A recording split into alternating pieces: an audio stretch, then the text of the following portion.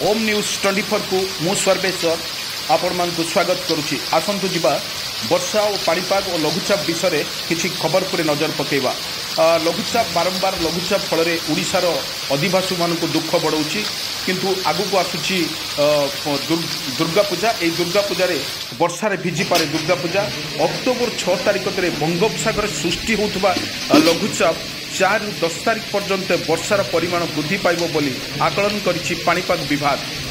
जदि 4 और 10 तारिख पर्यंत वर्षार परिमाण लगी रहे से दुर्गा पूजा फिका पड़े बोली आकलन करिछि पाणीपाग विभाग। आसंता 5 तारिख राज्यर उत्तर पश्चिम और दक्षिण पश्चिम जिला गुड़िक वर्षा हेबा सहित घड़घड़ी और पवन बिजुली बहिबार आशंका करिछि पाणीपाग विभाग।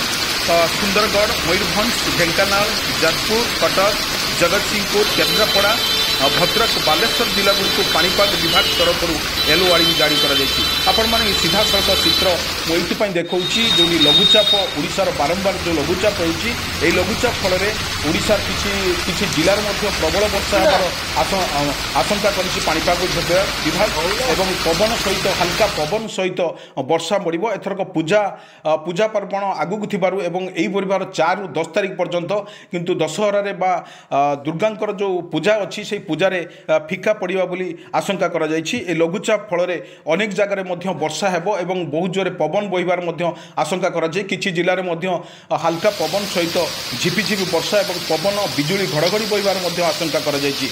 एथिपई समस्ते अलर्ट मध्य रहिया पई पाणीपाग विभाग सूचना दी जायछि। केउंठी केते परिमाण वर्षा हेबो एवं केते जोरे पवन बहिबो ता आकलन करी पूर्व आकलन जना पड़िछि ताहा पाणीपाग विभाग सूचना मिलिबो। एठी बड़ कथा होउछि ओडिशार जो बारंबार लघुचाप होउछि एवं दुख बढ़ाऊँगी। बारंबार किछि दिन पूर्वर लघुचाप सृष्टि होता लघुचाप किछि लगातार भाव में 3 ରୁ 4 दिन वर्षा लगी रहा।